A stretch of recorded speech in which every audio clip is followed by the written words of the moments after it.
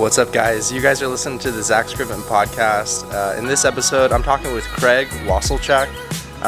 He's the CEO and founder of Crushing B2B Digital Strategies. And, he started his LinkedIn video journey just around the same time a year ago as mine. He was one of the top 10 LinkedIn creators of 2018. And he since had sold his old business, started up this new business where he's helping companies reach their goals using social media and getting those key performance, with a focus on getting key performance indicators, like showing you that you're actually getting the value of your social media budget. So it's a very interesting podcast. I asked him a lot of questions. He asked me a few questions about my journey. And this is actually one of the first episodes. This is the first episode I edited with Final Cut Pro. It's a nice dual camera setup with a nice clean cut. So let me know what you guys think. As always, leave a review on iTunes if that's something that you do. Anyways, enjoy the podcast. Peace. So, Mr. Wasilchak. Yes, sir. What's up, man? Thank you for... Dude, amazing office here, by the way. Thank you very much.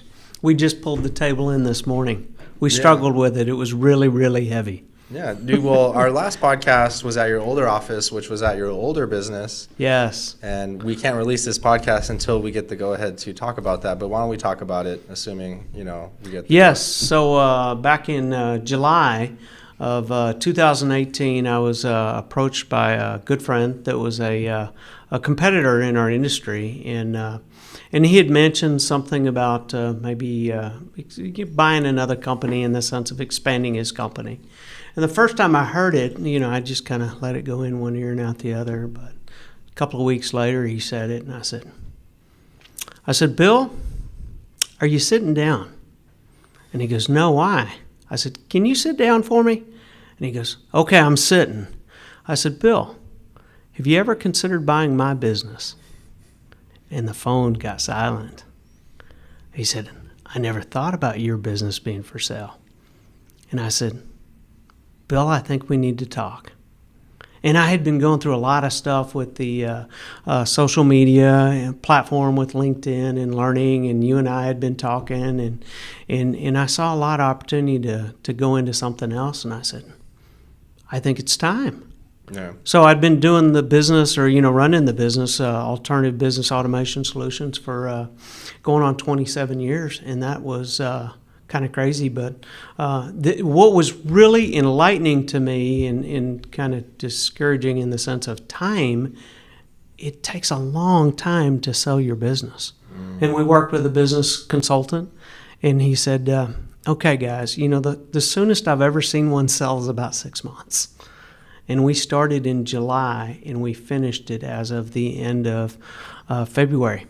Oh, that's pretty quick. That was a lot. That gave you a lot of stress because I was really pushing the LinkedIn and growing, working on the SPN platform. Right. In doing that, also running another business that we have here. Right.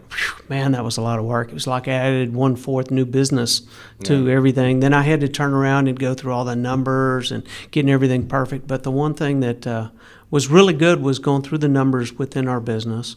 We found out that we were running 4% higher than average for net income in our industry.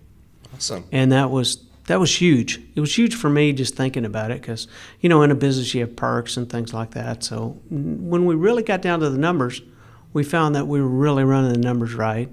And our customer satisfaction level was just off the charts and just taking care of people. As a matter of fact, I went out with Bill to see one of our customers yesterday and tell them about the transition. We're going to certain ones and just talking to them.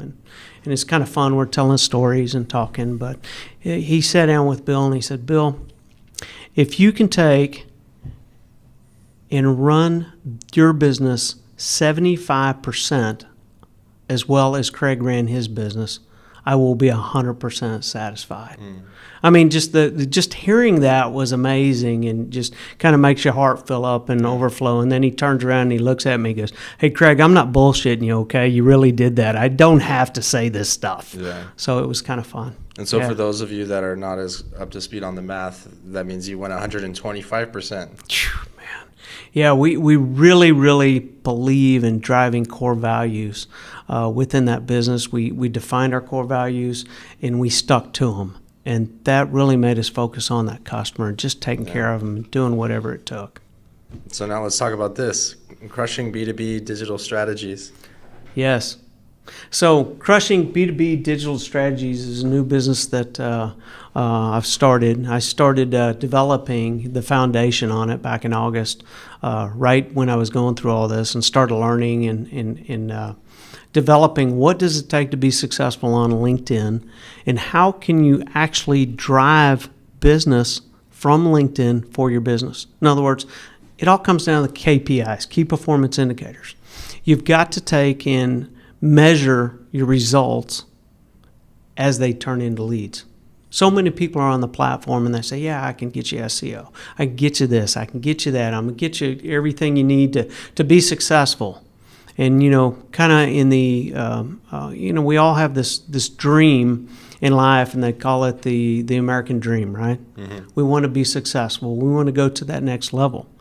But there's also an American business dream. We see so many people that want to be entrepreneurs, right? Right. And they want to go out there. Well, even the businesses that are successful want to go to that next level and scale up. So they tend to follow that American business dream, and people can lead them astray and take money from them, and it's hard to measure things on social media. Right. So part of what I want to do is I want to build a platform where we can measure, we can help people, and we can help their businesses grow to that next level. So that's part of what I'm doing. And then also within it, I'm going to offer coaching, and then do some kickoff meetings and teach people how to do some of the skill sets that I learned along the way. And some speaking too? Yes, I want to do some speaking engagements. I want to get up and talk to people and just teach them some of the things that I went through. Yes. So, and this office that you have here is strictly set up for B2B, crushing B2B. Yes, absolutely. So we set up this room so that we can have different camera angles, and I'm thinking we can pull out about 7 different camera angles as we go. Yeah. And we actually, it was set up 4 hours ago. That's how. This is working out pretty good. We don't have anything on the walls. We got light switches. It's just working good. I can't wait to. You gotta watch an episode or 2 of the Joe Rogan Experience. Okay, tell me a little bit more about that. So, he's one of the top podcasters in the game right now. Okay. Both on audio, downloads. Okay. And also on YouTube too. He's gone up. Since I started watching his YouTube videos last year, I think he had 2-3 million subscribers. He's up over 5 million subscribers. That's amazing. But it's just the guests that he has on. We're talking from comedians to MMA fighters to that's cool. Politicians, thought leaders, scientists, astrophysicists nice. Neil deGrasse Tyson, Elon Musk. Nice. That's huge. I wouldn't be surprised if Barack Obama showed up, on the podcast. Wow. So it's a really cool podcast, and it's kind of got a similar wood desk like this. Look and feel. Yeah, it's he's got even the same mic stand. So this reminds me of that, and also he is a big inspiration for my podcast. So nice. Both in the style, the I guess the pace of it, the feel, aesthetically, but also just. Yeah. Nice, just kind of doing your own thing, Well, one of the things that I wanted to do along the way was to interview other successful people in business or in life. And behind that wall, we set up another place where we can just sit down and talk in a chair and just have these deep conversations, so that we can share that with the world and kind of tell people what people do along the way. Yeah, well, I'm excited to see what happens here over the course of the next year or 2, and obviously I'll be back frequently to check in and document, and absolutely. I'm always available if you need any technical absolutely know-how. Absolutely. So Zach, I see that you're doing a little more traveling now. So tell me a little bit more about this traveling. Yes. You seem to be on a plane quite a bit. And every time I go on a plane somewhere, it somehow leads into me going on a plane somewhere else, So okay. At the time of this recording, next week I'm going to Tokyo. That pretty much came up out of thin air after after I got back from South Africa last month. Okay. I think I honestly I just posted a status text. So that's a key tip on LinkedIn is like, don't just do video, do articles and text posts and images. But I just posted a status text saying, where should I go next? Yes. And like the engagement was actually really high. Like people were saying, come to this place in Europe and South America and, China. And, one of the places was Jonathan, and he's hosting Tokyo Summit. Okay. And so he's like, you should come to Tokyo Summit. And I'm like, I'm down. Let's do it. So Tokyo Summit it's a data analytics. Okay. And it's kind of focused around policy and big data, cybersecurity, data analytics. Nice. Kind of like doing business in Tokyo. Okay. Okay. So it's slightly outside of my niche, which we'll get into in a second, but it's closely enough related. And people even said that oftentimes when you go outside of your niche, that's where you might learn the most. Absolutely. And then bring some of that back into the core of what my niche is, which I would consider industrial software, enterprise software, integration of operational technology, OT, and information technology, IT. Okay. Those worlds are combining. They call it the fourth industrial revolution. Yes. Right. So you have definitely. the first with the steam power, the second, electricity, third with computer systems, and now fourth with cyber smart systems where basically these machines are talking to machines. You have AI and machine learning, and it's amazing how fast that technology is just driving the industry right now. Yeah, and that's why I love that's what I love about that industry, because it's from my roots, right? So I grew up programming water SCADA systems. Okay. So SCADA is supervisory control and data acquisition. Okay. So nice. When you turn on that faucet, you're expecting water to come out.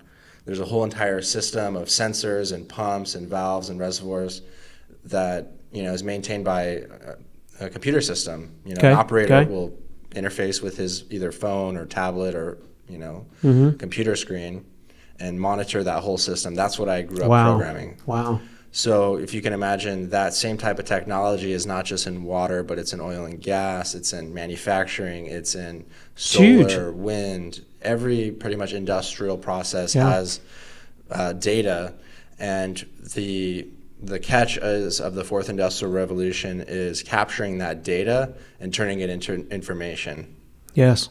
Quicker and quicker. In that information, from what I understand, is you can take that information and drive down your cost. Exactly. Because you can find the areas where, even like a water system where they're pumping too much is going through, and they can equalize it a little bit and level out some of their cost. Yep. Or like a manufacturing line, they might have, 80% downtime, and, they might just be guessing, what the reason are. But with tracking and systems like MES and manufacturing execution systems, or OEE, overall equipment effectiveness, you can actually have dashboards that'll show you your top 5 reasons for downtime, areas that you might look to increase that, get more out of the current, assets that you have, right? Yes. You could always build another plant, but what if you could double the throughput of your current plant? And that increases your net income. Right. It's absolutely creating value out of thin air. Yes.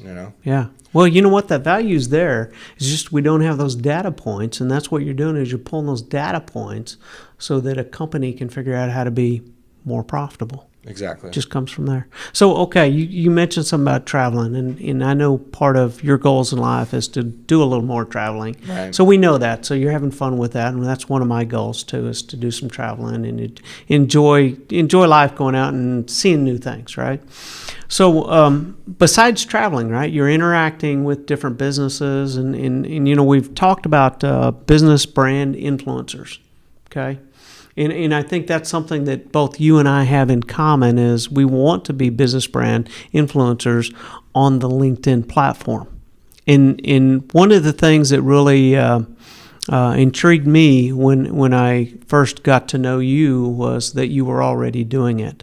And I looked around and I said, he's the only one I know of that's really doing it and pulling it out. I mean, you've been on this platform for a little over a year, right? Mm-hmm.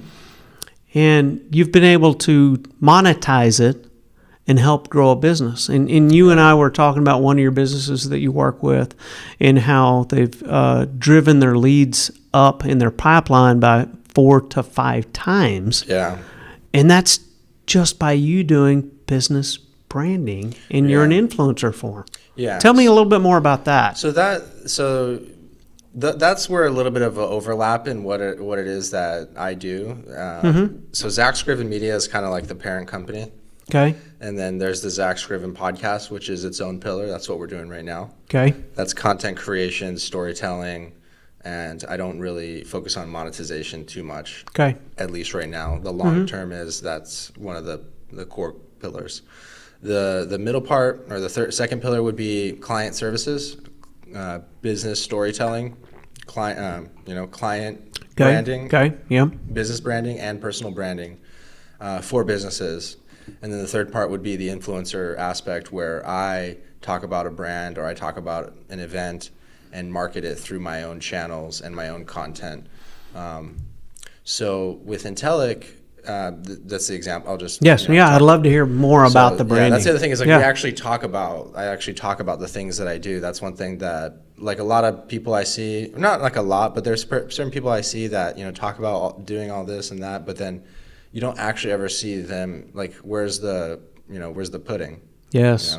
Yeah. So Intellic, they were pretty much my first client. They sponsored my podcast a year ago, and nice. They were one of my first clients. So we started, I would talk about, like, I'd basically show the behind the scenes on my channel, and then for their channel, we would, put out content with Walker, who's like the president, and we're really positioning him as a thought leader and expert in IIoT, Industrial Internet of Things, and Industry 4.0, whereas that's where my background's from. Mm-hmm. So I'm able to uniquely help him tell his story, given that I also am in that space as well. So we really collaborate well together. Nice. So tell me about how it's driven his business and his pipeline up. I think the biggest thing is his recognition. So people, now when he goes to events, people know his name. Like, they reference the whiteboard series. They understand his personality and his why he's so passionate about the things that he does, why he's, like, sometimes can be called an ass, because he's so passionate about the results that he often doesn't, like, pretty much he says he never thinks about people's feelings. So, like, if you have, like, let's say he's a data-driven person, right? Is that right? Yeah. So, like, he basically says, if you are running a legacy company and doing legacy business practices, he's not going to feel bad when he tells your client that you're leading them in the wrong direction. Sometimes you have to be blunt. Yeah. And they don't always see it as, From that perspective, it's more polarizing. So the people that don't like him now, they don't even have to waste any time trying to sell them. They're already not sold. But then on the positive side, people that like him really like him, and they're now reaching out to them to do business. So inbound opportunities are coming into their inbox on LinkedIn and through their website. So he's been able to isolate out the ones that weren't a fit. Yeah. And now he has people that are a fit, but he has 4 to 5 times the volume of those people. Yeah. That's huge. Yeah. That's huge, Zach. Well, and it's not just, getting more leads and more money is one thing, but it's also, like, helping him actually live his core values. Nice. Being fully transparent. Authenticity is one of their core values, and he's out there living it, right? He's showing it, like the Gary Vee. Nice. This is how we're actually doing it, right? We're telling the story as we go. He's also building up another company, 4.0 Solutions. So we're documenting what it's like to do that. So that's pretty exciting. But more so, just like his core mission is to revitalize manufacturing back in the United States. And so we're getting more people educated. We're getting more people excited through education, teaching them how to transform their business, not just on operational technology, but also leadership.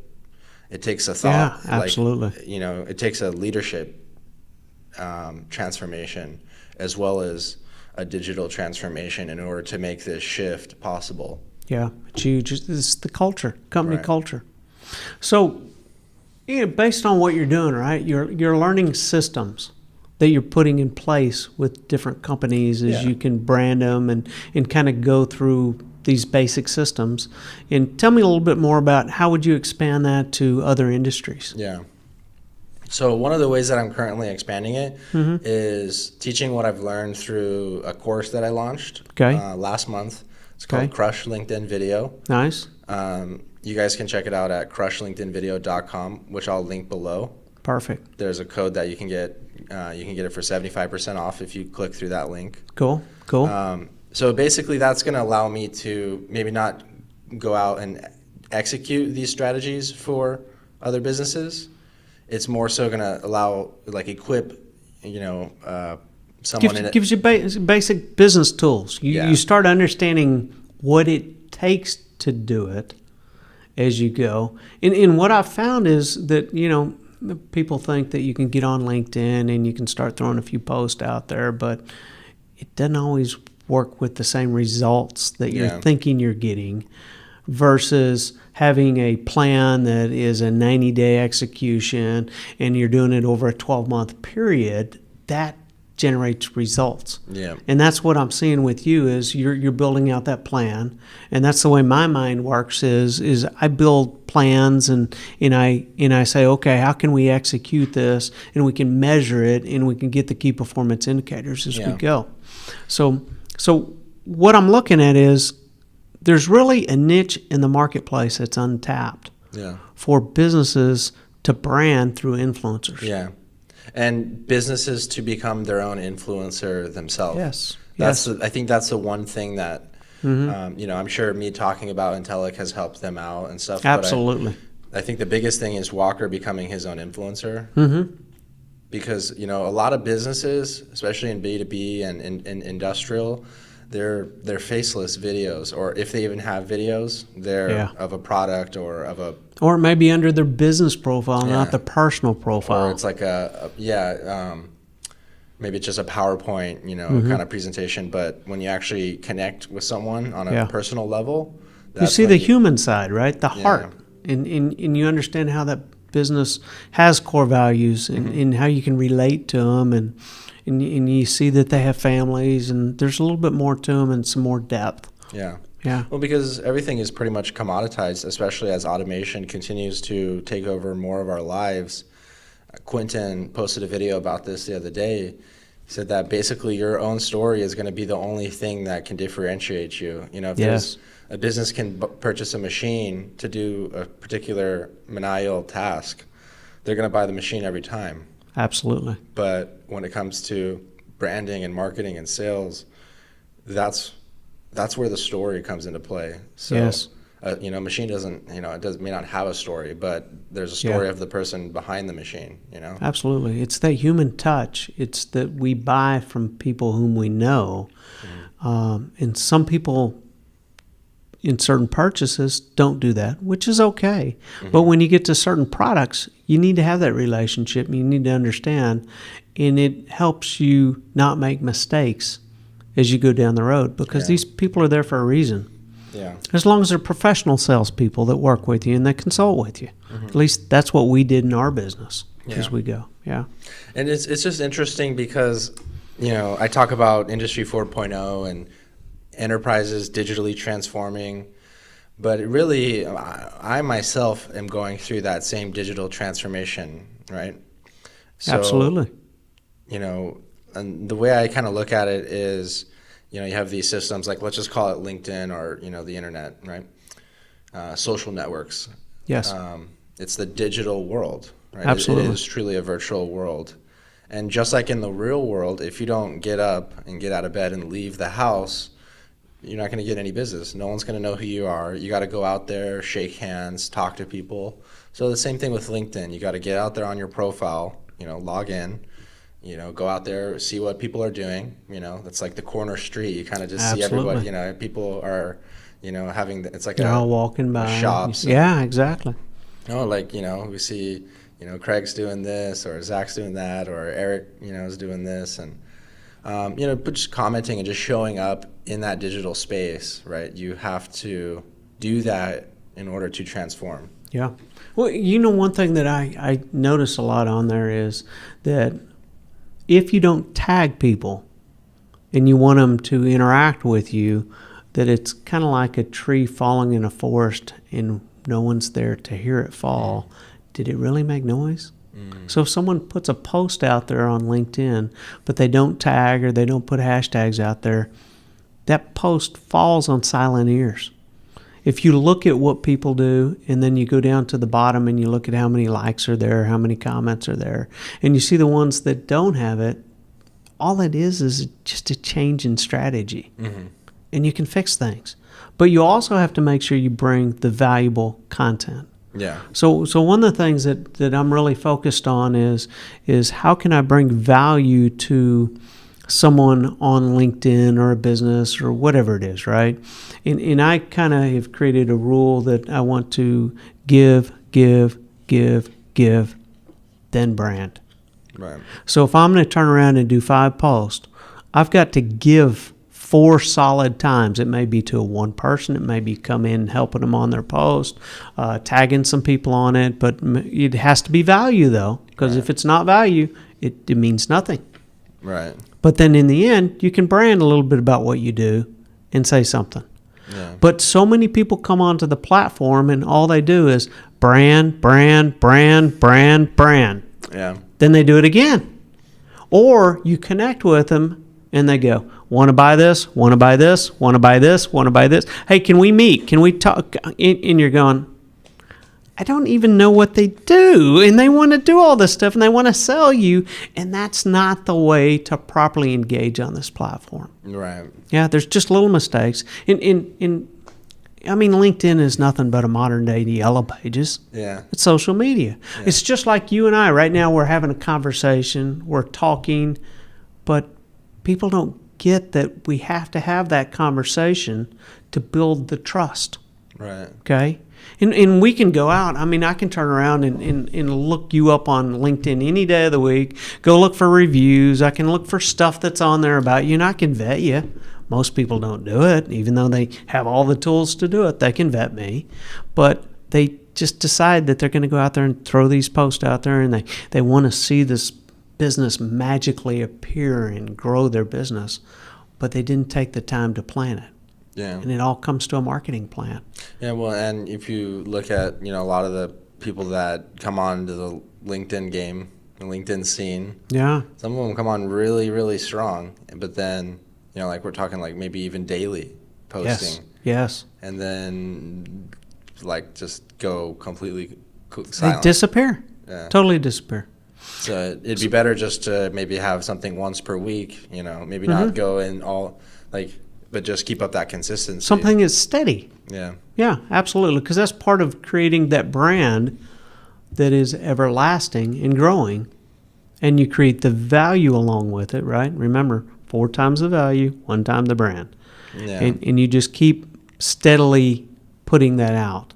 Right. And as you said with your client, that has made a huge impact of 4 to 5 times growth and filling up that pipipeline. Now we also they pretty much only give value. I mean, that's huge. Yeah. So we talked about, has LinkedIn created the value and where's the pipeline coming from?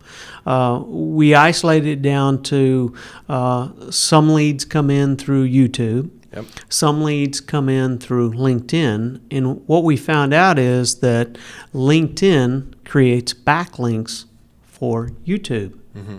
And YouTube creates backlinks for LinkedIn. Yep. And backlinks are the things that helps drive us to that next level. And of course, we get search engine optimization out of it. That's I work with a site called Service Professionals Network, SPN, and I use it for backlinks. It's the same thing on it.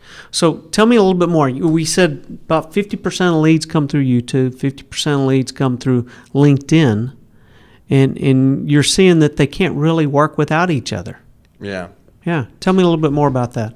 I mean, arguably, YouTube could potentially be more powerful than LinkedIn from I mean, YouTube is the #2 search engine in the world, right behind Google. So people are going to YouTube and they're searching for the answers to their questions. Yes.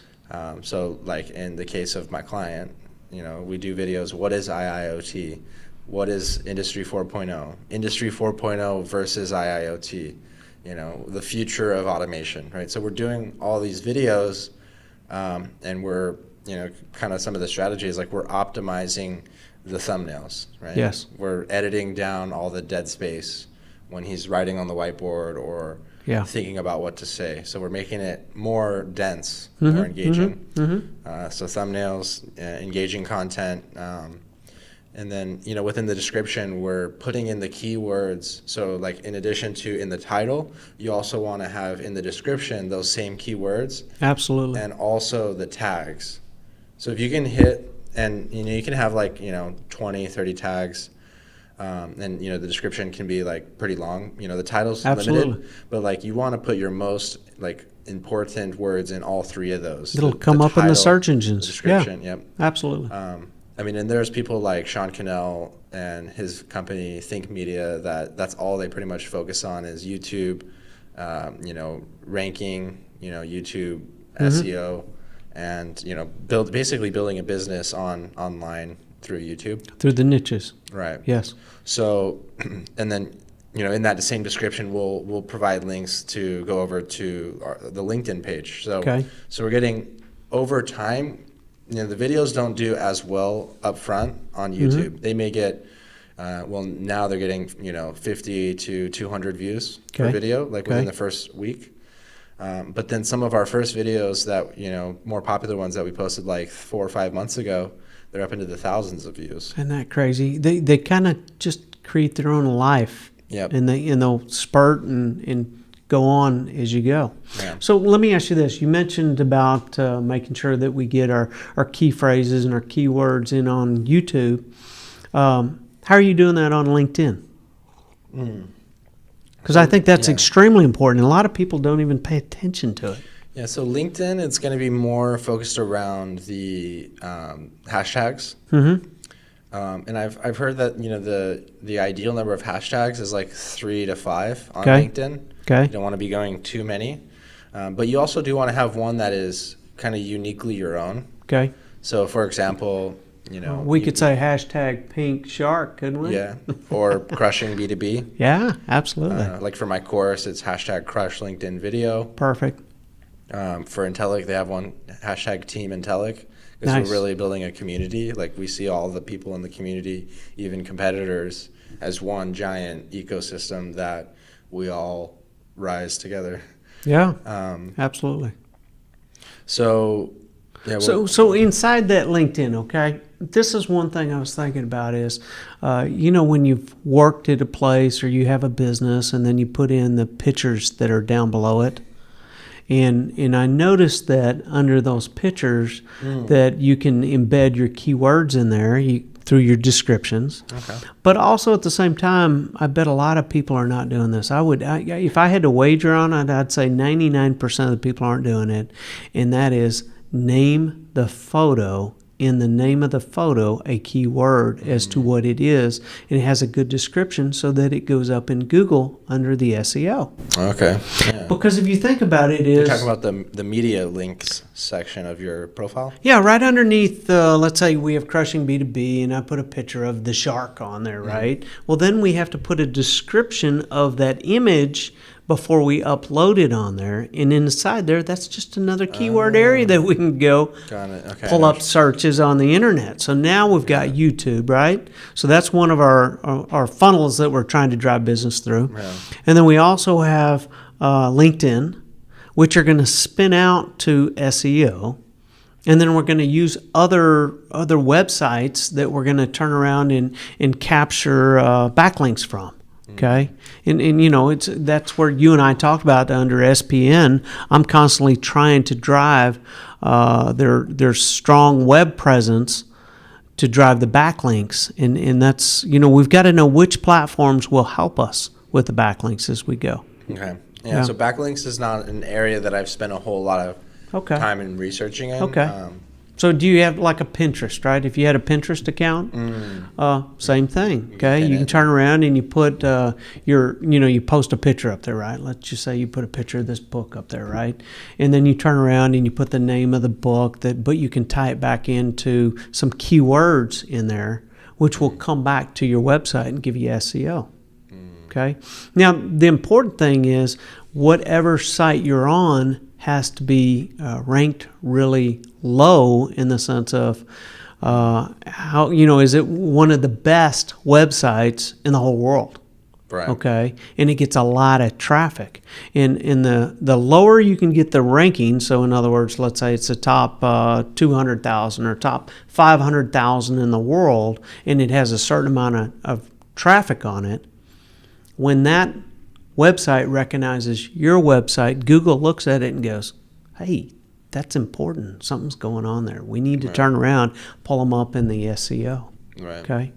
So one thing that you mentioned is that we have people that focus on niches. Yeah. Okay. And I believe in a little more whole approach as we go through there. I kind of look at LinkedIn and YouTube and the other stuff that we have out on the social media is kind of up in the cloud, which it is in the cloud, but it's up above the funnel in our standard sales funnel, right? Right. It's where everyone exists. Yeah, exactly. That's where I call it, we go shake the clouds, right?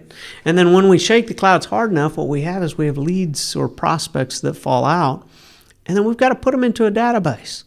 And we got to know where we're going to go hunt for the next prospect. Right. And inside there, we've got to manage it just like you do any other business lead. And then from there, we might have an engagement where it might be telemarketing. It might be direct mail. It might be email. But what's really interesting is with the platforms that we can use now, we can target it all the way down to one person and the few people that influence him. And you and I could have a campaign that we could go after one person and help them understand the brand of whatever we're promoting. Yeah. And that's where the business branding by working with an influencer can go through the roof. Yeah. Yeah, well, I mean, you bring up a good point. LinkedIn is definitely the place where, people make connections and then people trust those people. Yes. So, I have I think 5,000 connections and a little over 6,000 followers. Okay. So those are people that, opted in to click a button that said, I like Zach, I like what he posts, I want to see more of it. Yes. And so, I've tried to focus on growing as much as I can within the industry that I know. Yes. So I do go outbound and try to connect with SCADA professionals, automation professionals, people that would be using solutions like some of my clients that use, or some of my sponsors, like Flow Software or like Tossybox. I'm talking to. Cool. Hopefully they're going to sponsor one of your travel events, right? Yeah. So like my thought was Tossybox. They're a networking, industrial VPN solution provider, hardware provider. So I'm like, this is a cybersecurity event. And, it's a global presence, so it makes perfect sense for them to sponsor something like that. It's huge. I mean, what's interesting is the businesses, they see from the consumer, the B2C model that's on Instagram and things like that, and they go out there and they work with people and they pay them to promote their product. Mm-hmm. But when it comes to the LinkedIn platforms, we're not seeing that as much. And I don't think the businesses have quite made that migration, A lot of the businesses are still owned by people that might be my age. Yeah. And they're still thinking the old ways of Yellow Pages, right? Yeah. And, well, I think it's interesting to see that the companies, though, that are forward-thinking enough to see the opportunity and the value that I bring. But it is interesting because, initial response might be like, well, why would I pay you, Zach, to go to a conference when I could just pay my own employee to go to my own conference? And I'm like, okay, well, it's you're missing the part about the distribution. Yeah. Well, the other thing is, and the network and the relationships that I bring. It's huge. But at the same time, if they ask you, well, why would I do that versus my employee? It's kind of... your employee is probably not creating videos every day on LinkedIn. They probably, if they've ever... It's the expert thing, right? I think they should be creating videos, and I think that they should do that too, but then also, work with... Well, let me ask you this. Kind of like going to the doctor, right? Would you have a surgeon work on you for heart surgery? Yeah. Or would you just say, I've got an employee. I'm going to give him a knife, right? I'll just drink a little booze and I'll be fine. But, we'll get through that. I'll give him some thread and we'll sew me up and we'll go from there. Right. There's a reason why you have a surgeon, right? And you have good people out there because they're very effective. They know what they're doing. They're experts in the industry, and they know how to target that market for you and bring you from a process of point A to point Z and get value and get the key performance indicators and drive business. Yeah. Yeah. I mean, how many times I know in my business I've made that mistake. So many times I go, yeah, I can do this within my own business. And, I spend too much time on it and that wastes money. And there's always been something that I've always heard along the way is focus on what you do best. Yeah. And if you focus on what you do best, then you outsource the rest, you'll be much more profitable. Yeah. And that's going to drive your net income. Yeah, that's interesting, yeah. Yeah. So one of the things that we're looking at is, I'm working with a couple of companies to do some branding myself.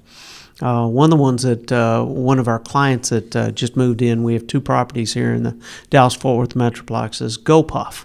And GoPuff, what they do is they deliver convenience food products to customers that are in the area. So they've got one over in Dallas in our property, and their target market would be like SMU students. Okay. And then we also have the hospital district there. So you can turn around, you pick up your phone, you hit an app, and you go, I want to get this, this, and this, and it costs $1.95 to have delivered, and boom, you got everything you need. Or think about it, if you were sick at home and you were taking care of your child and you couldn't leave to go to the store, that's a great application for it, right? Yeah.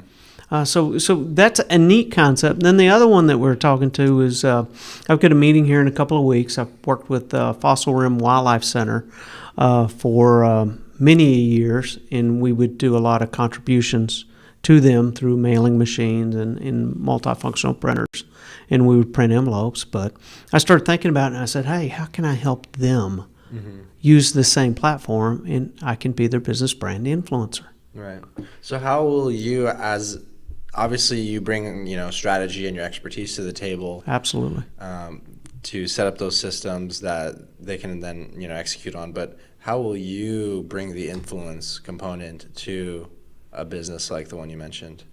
So if you think about it, I've already got a good following in the Dallas-Fort Worth area, right? So part of my my base, I have combined 11,500 people. So I started back in June of last year, and I had 1,500. Now I'm up to 11,500. But what I did is I did intentional connections. Part of those intentional connections was I wanted a lot of Dallas-Fort Worth people in amongst the database, because LinkedIn is nothing but a database. If you think about it, and it's black and white, pure form, it's data. Yeah. Out of that data, I have over 5,000 key decision makers and influencers in the Dallas-Fort Worth area. Okay. So is GoPuff going after the same ones that I go to? No, they aren't, but they're going to the younger generation, which also is on LinkedIn. But they're also in the social media side as well. But businesses, people work for the hospital district over in Dallas, and if they need something, they can order it up while they're at work. Okay, we went to the city of Arlington to work on getting the permit, and as soon as they saw that, they go, "Oh, cool! We can order stuff here while we're at work. We don't even have to get out and leave." So basically, bringing awareness to innovative B2B companies, or cutting edge, or like. Yeah. So the other thing is, do you remember when Gary Vee mentioned in one of his podcasts is that the convenience store is going to be gone in the future? No, I didn't see that. Yeah, it's huge. So this was probably over 10 years ago, and I see some of that technology hitting now. Right, like Amazon Go. Yeah, but also this right here is, Prime now we have the convenience stores coming to the younger generation that wants it now. They want it on an app. They push the button, they go, and it's done. Yeah. Okay, so now what happens is I become the brand influencer that talks about things like that, whether it's a GoPuff or whether it's a real estate company or it's a land developer or it might be Fossil Rim Wildlife Center, right? I can go down there and I can bring my expertise into here's the process of what you do to brand. Okay, you got to have a kickoff meeting. It's just like anything else you do. And then what you do is you develop out the strategy. Then you develop out how are we going to get, in the first 90 days, we've got to hit certain goals. Right. We've got to back into a process to get there. And then we want to have a 12-month goal that we want to get into. So whether you're working with a company like GoPuff or Fossil Rim or whomever, it's all systems. So what I've learned along the way with the systems you implement, and you make sure that you can bring that expertise to them so it'll drive business to that next level. Mm-hmm. Okay? And it's like what you're doing right now. You do systems. Here's my posting schedule. Here's what we're going to be talking about. Here's the next trade show that's coming on. And we know that we want to drive users and viewers to the brand based on certain things that you do and certain things that you plan out. Right. So it's, you know what? We're the disruptors in the industry. We're making change happen. Yeah. That's what we do. Yeah, it's interesting. Yeah, some of the let's talk about some of the hard parts, Good. I like hard parts. So, one of them is, like, it's kind of funny, like, given that, like, I was invited to go to Africa, which was pretty much all expenses paid, trip. Okay. Tokyo, I'm gonna leave my wallet at home. Nice. Nice. I mean, I might not, but yeah.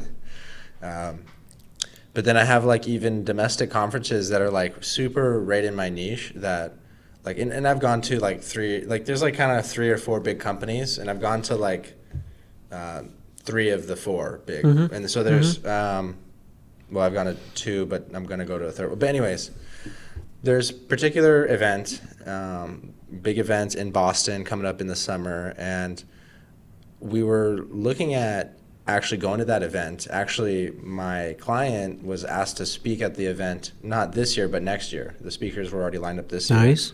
And so we jumped on a group call together, and I basically said, like me as a media company, the gig is like I get a media badge, and it doesn't cost you guys anything. You guys get that free promotion on LinkedIn. I'll vlog it.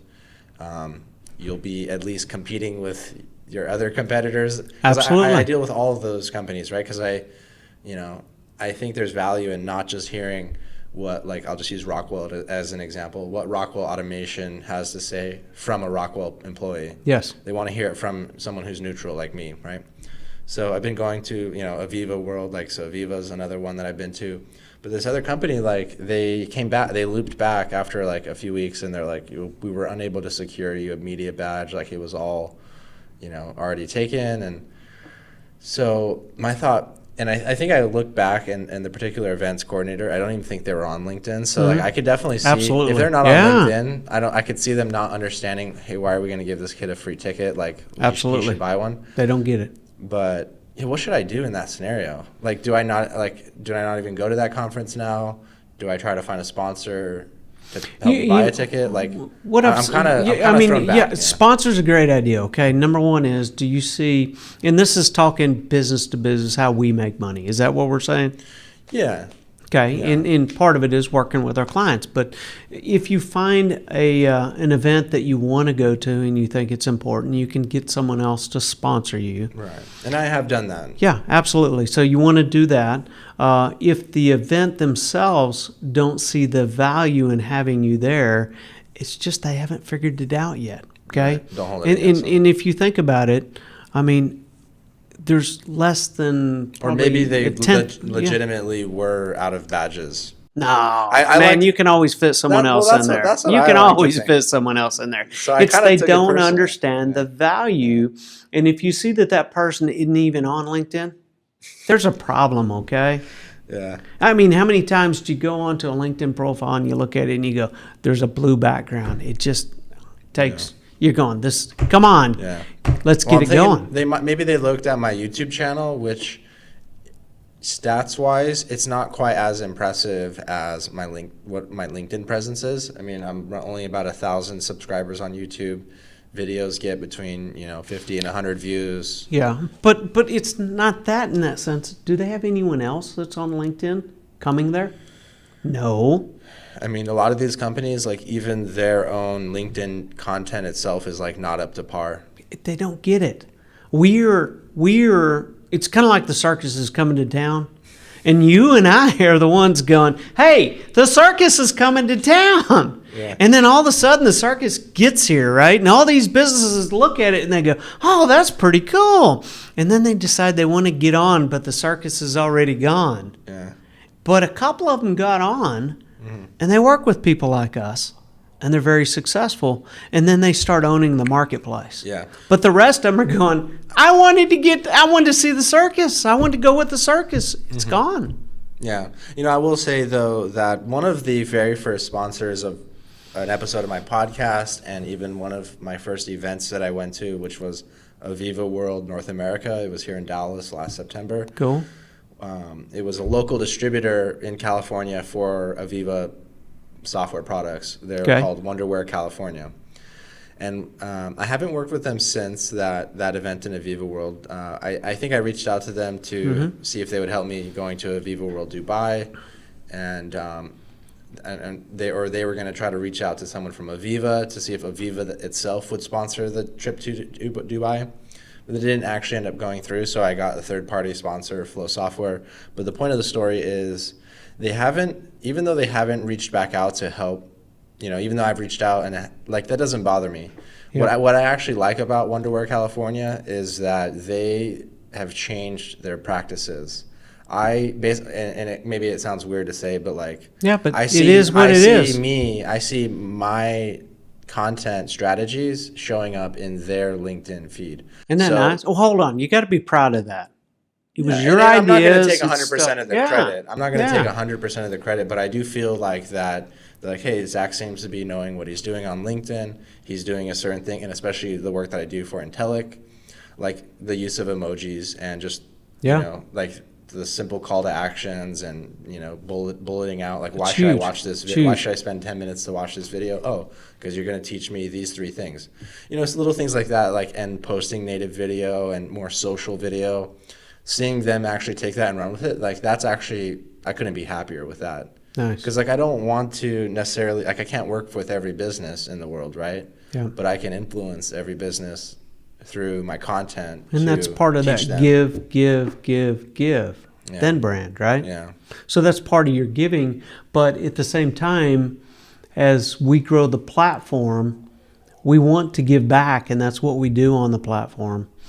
But there's going to be certain people that we work with, and they will come in our lives, they will come out of our lives, and then they will come back in because number one is we focus. I mean, how much time a day on average do you spend learning and driving this industry?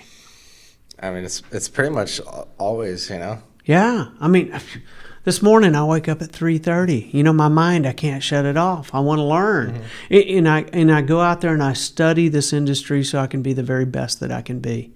And you go, hey, you just sold your business and you're doing this? And I'm going, yeah, that's the way entrepreneurs work. We just tick that away. That's where our brains work, right? Yeah. And it's the same thing when it comes to helping a company brand as an influencer. We don't ever stop thinking. So if they take that one piece that you're doing and they're successful on it, kudos to them. You helped them. Yeah. But guess what? The platform's changing on a daily basis. Right. And the circus leaves town. Right. And they got left behind. They have to integrate, and they have to work with a client or a provider like you to where you can coach them.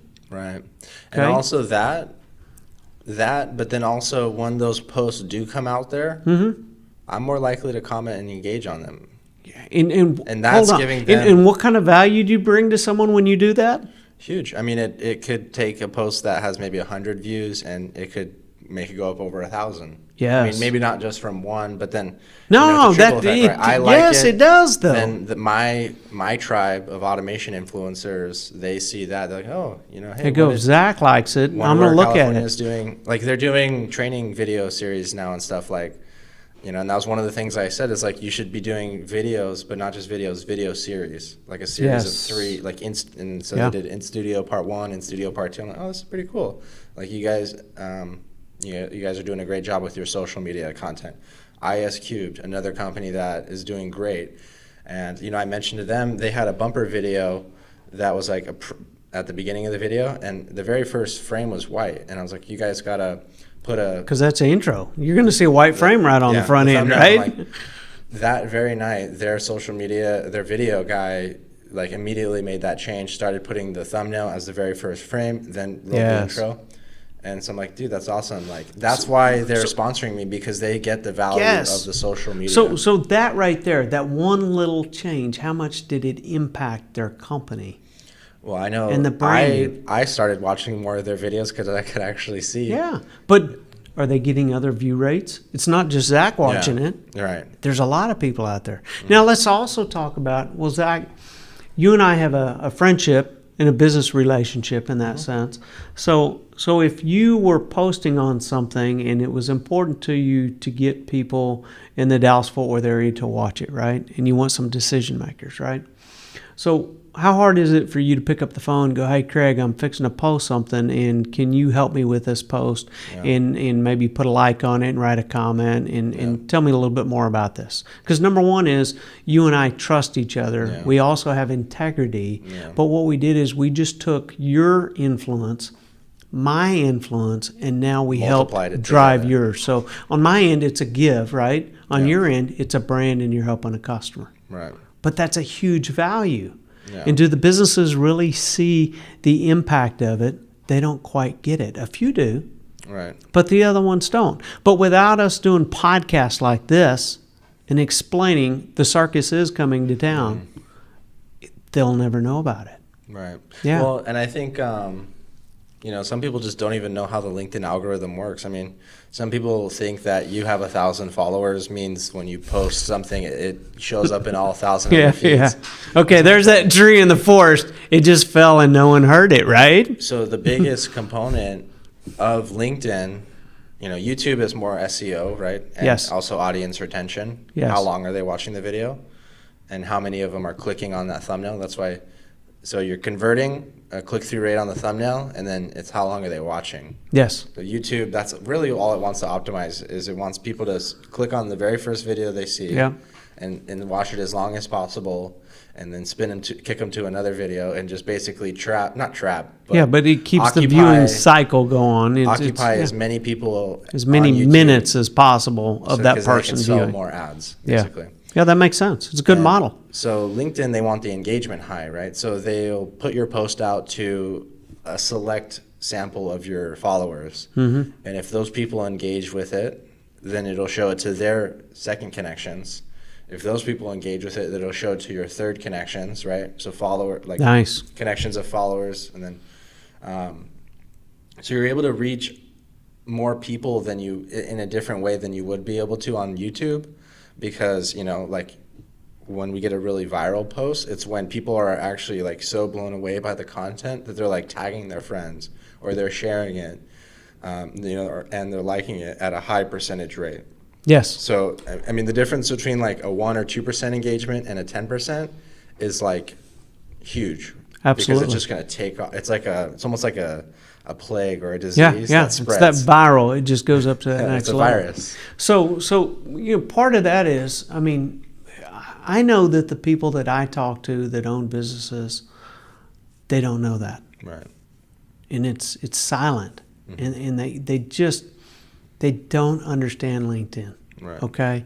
Or even the people that, I'll see where they have a good profile, but they aren't engaging it and driving business.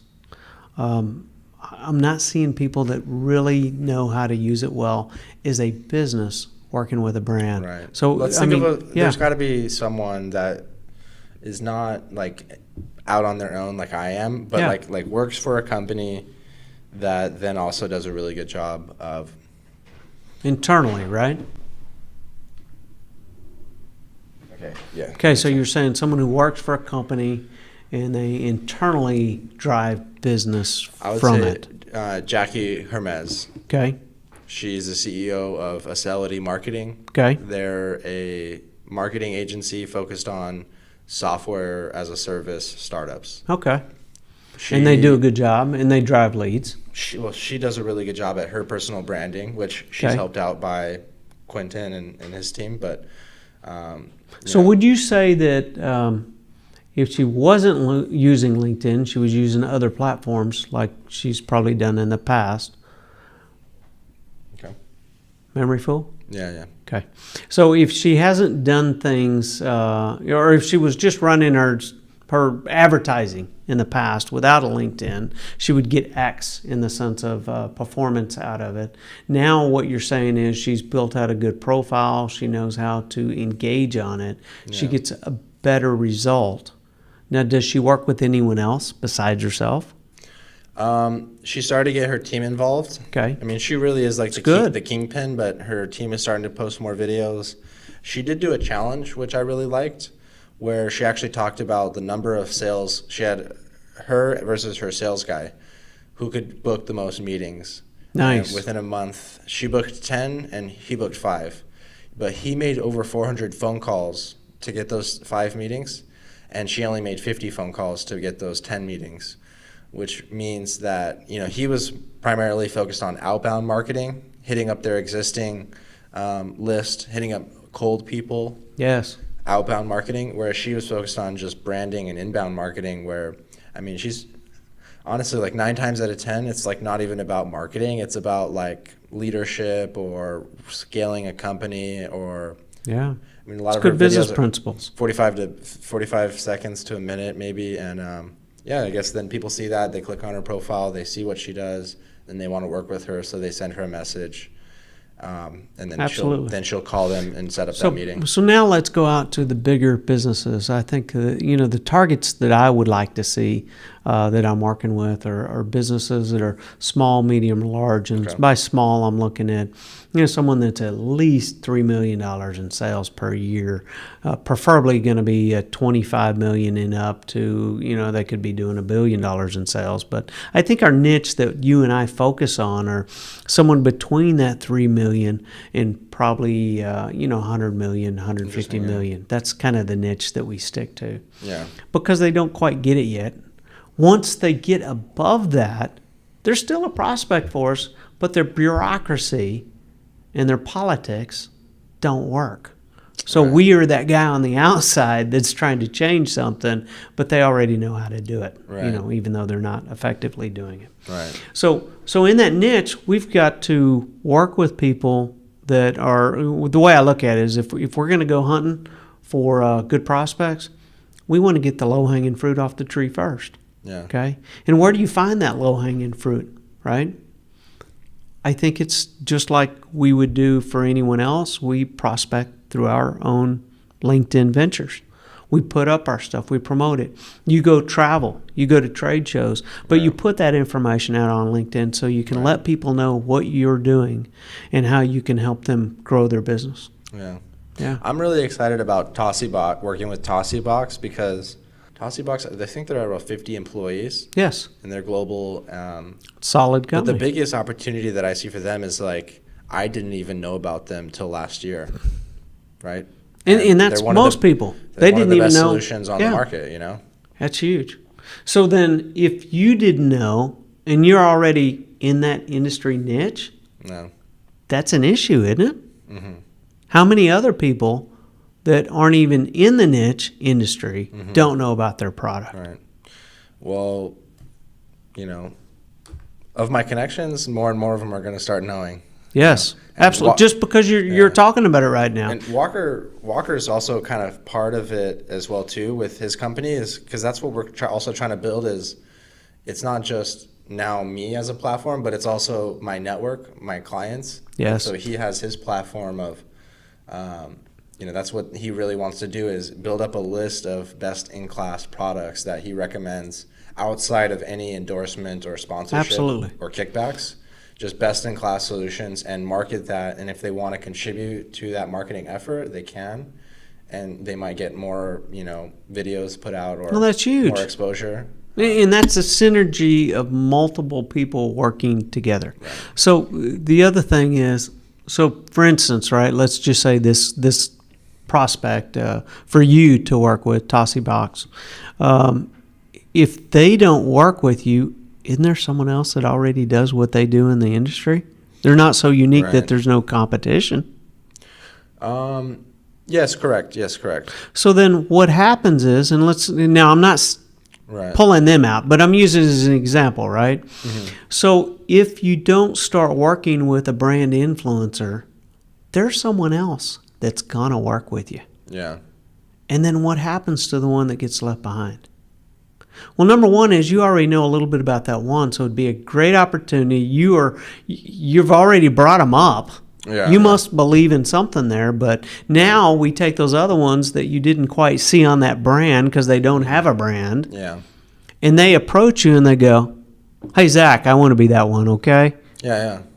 It's just what happens in life. That's like entrepreneurship 101. Things come at you, the opportunities are there, you jump on them and go. Yeah. Yeah, and it happens. But I don't see businesses. It's not quite there, but I tell you what, the circus is coming to town. Yeah. It's going to happen. It's very much of a novelty thing at this point. Yes, and, it is. I'm not, necessarily crushing it with each sale of a sponsorship. I'm more so excited about just securing the sponsorship as a saying of like, hey, like this is actually working. Yeah. It may not be a whole lot. It may not be the largest source of my income. Maybe one day that will change, but it is actually providing value, and I'm getting repeat business, so that means they are still seeing that it is worth it, Absolutely. And have that grow slowly over time. Absolutely. So you were going to ask me, I guess, what my 3 goals are for this year? And yes. So, why don't you start, though? So my 3 goals for this year. Okay, that's a good question. So my 3 goals this year are, number one is I want to develop a business that is using the Crushing B2B digital strategies to help other businesses grow and drive leads. Okay, and that's what I'm in the process of. But part of it is I'm developing out a website that has a coaching section on it, and you're going to see a lot more opportunities where you can work with multiple coaches. So in the future, someone may come to my website thinking they're going to work with me, but then they turn around and see your picture on there or someone else's on there, and they go, "Wow, that guy has a lot of skill sets." Right. And he can be either a brand influencer or a coach or a speaker, and they can work with you. And I know other systems are out there that do that. Right. But mine's a niche, and I'm thinking it out differently so that I can bring more value to the coach and more value to the end user or the company that works with them. So that's one of my huge, big, hairy, audacious goals is to build that system. And right now we're in the process of developing that software as a service that can be out there. So that's number 1, 2, and number 3 is spend more time with my family. Okay? So part of this is I have to build the system that will allow me to drive revenue but not suck up all my time. Okay? I'm still going to be the standard entrepreneur that I am, but I want to spend more time with my wife. I want to spend more time with my kids. And this is a time that I can go out and have fun and just learn and help other people too. But family's the most important right there. Amen, brother. Someone asked, like, what success would look like in 2019, and I said, like, not even jokingly, like, seriously, is like, success for me would be looking back on 2019 and not regretting that I should have spent more time with my daughter or with my fiance. That's huge. Because other than that, I mean, there's always going to be more time to make more money or get more clients or get more like whatever goal, if I, like, let's say I wanted to reach 10,000, followers or subscribers or something. If I like work my ass off to hit that, but then like I look back and I didn't even spend a second with your family, then it wasn't worth it, Yeah, absolutely. No, that's huge that you recognize that as well. Right. And, at a young age on your end to go, hey, that's important. Yeah. It's all about family. And, I can share that, man, I didn't spend enough time with my family as I built my business and grew it. And I'm just very lucky that I can go back and rebuild a system where I can spend more time with my family. Awesome, man. Yeah. Yeah. So that's 3 goals for you now? Yeah. So, Okay. one is kind of similar, like don't, lose perspective, spend more time with my family. I think the other 2 would be, continuing to drive value for my clients and really use that as the model of Yes. what works, and start, instead of like trying to scale by growing more clients and then having to in turn hire more employees, what I want to do is use that model and package it up into maybe a higher end course, more of a my first course, Crush LinkedIn Video, was more geared towards individuals, employees, or salespeople, or maybe business owners, but kind of more geared towards the personal side. Okay. I want to do one that's geared towards a company, how to brand a Nice. company, how to use personal influence within a brand of a company, and get more granular with those strategies to then be able to sell that, and that's more scalable. Nice. I think everyone should develop a course, because it's kind of funny like talking about it, because it kind of it can have that connotation of like a pyramid scheme, or what are you peddling now and stuff, and so like it's just funny that I just realized though that in order to support this digital transformation, this digital ecosystem, I had to build digital assets. I had to build a sales funnel.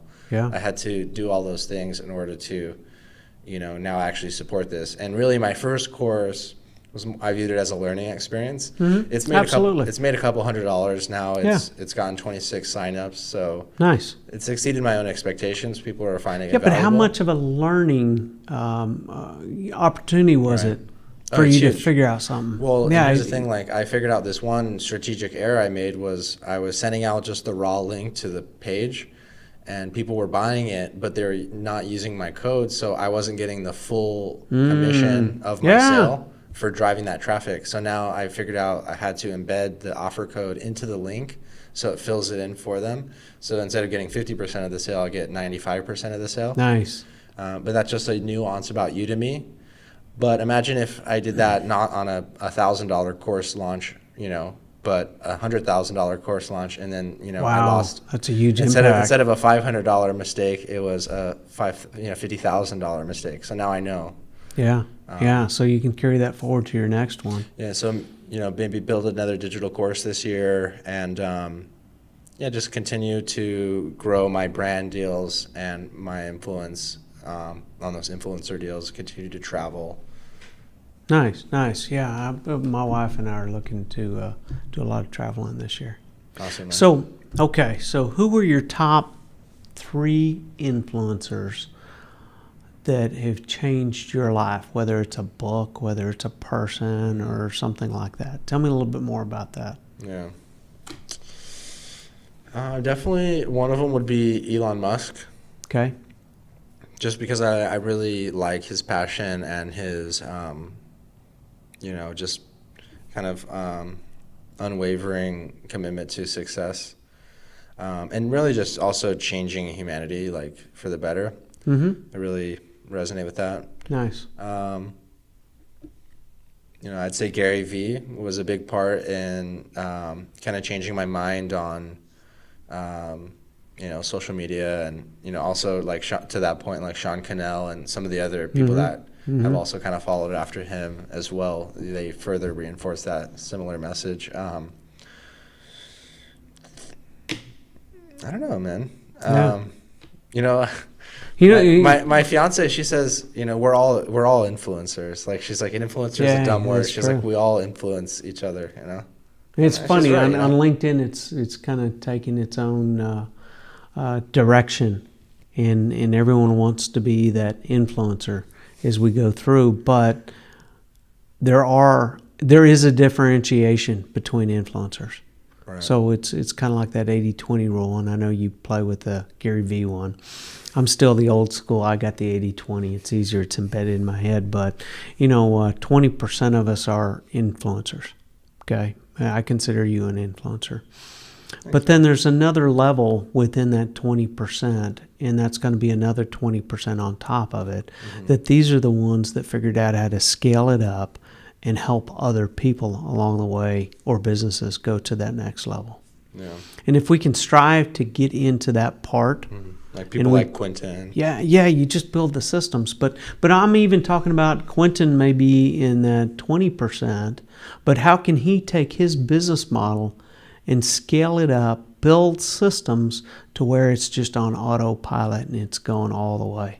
I mean, it's I went to an event, and you and I talked about it last time, was a business owners ed, and that was entrepreneurs that were there. I was invited to 12 companies to go in and learn from them.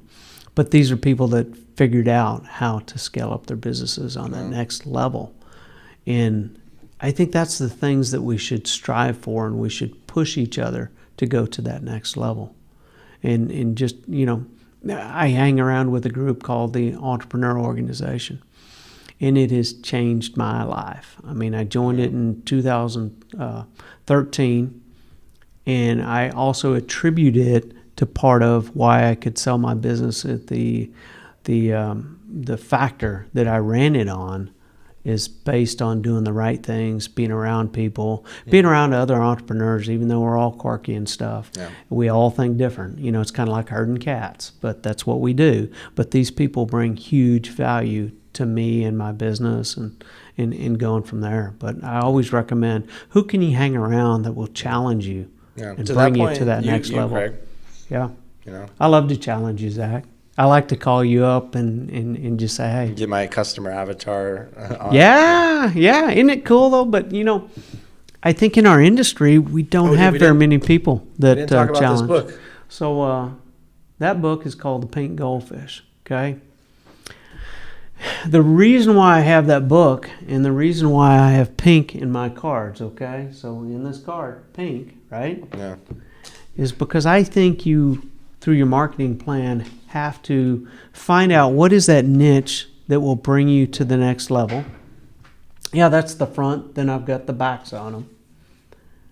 And I did them through a company called Moo, and they do the cards. And what was interesting is they will do 50 different backs with one that would be the front. And there's all different sizes, textures. Even on the edges, they got pink on them. So Moo, shout out to Moo. They're just awesome. Okay, did a great job. But what I'm looking at is the reason why I went with pink is because I read the book Pink Goldfish. And it challenged me to think, what is something unique that I do? And I think, Zach, you've seen some of the things that I do. And you've seen how I try to be unique. I try to think outside the box. But the book challenged me to think at that extra level of that 80-20 rule, that 20%, and even down to the point of designing and developing a business card. What could I do to where I will stand out like none other? Right. So when I go to like Chick-fil-A and Sundays, or In-N-Out Burger and their limited menu. Great story. So I got it on audiobook because I'm not the best at reading. Okay. CBS quit smoking. Yeah, that was a big thing. They kind of branded themselves as more of a healthcare company. That was huge. So the other thing is, if I'm going to turn around and give a business card to someone, right? The reason why I did the back of it, right? The back of it. Let me get that so it'll show up a little bit better, right? Yeah, focus. Tap it. Oh, there. Yeah. There we go. Okay. So I put in LinkedIn and I put in their B2B influencer, right? Yeah. Do you know anyone else that does that on their business cards? No. So then I turned around and ran the shark. The shark was a hard one, right? Let's be honest, okay? How did I come up with the name Crushing B2B Digital Strategies? Well, number one is I read a book called Crushing It, right? That was Gary Vee, and that really influenced me. And I really am influenced by Shark Tank. Oh, okay. Okay, so you take those two and you put them together. But my mind is very creative, and I think outside the box on how to think things out. So When I put a shark on there the first time, it was black and white, and everyone goes, "That's fierce. You don't want to put that'll scare everyone away." So then I came back and I said, "Okay, I got to make the shark so he doesn't look as mean." And then I tried a blue shark, I tried a black shark, and then I tried a pink shark because I like fluorescent blue, I like fluorescent pink. And when I put the pink on it, it kind of equaled it out so that it would balance and go from there. So part of that is all attributed to this book, Pink Goldfish, is thinking outside the box and how can we figure out how to do it differently. So my wife was definitely against a pink card, because she thought it didn't quite fit what I did. But I fully believe in my heart that I chose the right color. I think it looks great, man. Thank you. Well, what a better place to end it. I know we got to get going pretty soon to this 5X Your Impact workshop with Jake Melton and Jake Jordan. That's why I actually came out here to collaborate and help support them and do some video. And so absolutely. Yeah, I'm excited about it. Yeah. I'm excited. So we're off to Plano. Thanks, man. Thank you. Thank you, listeners. Thank you.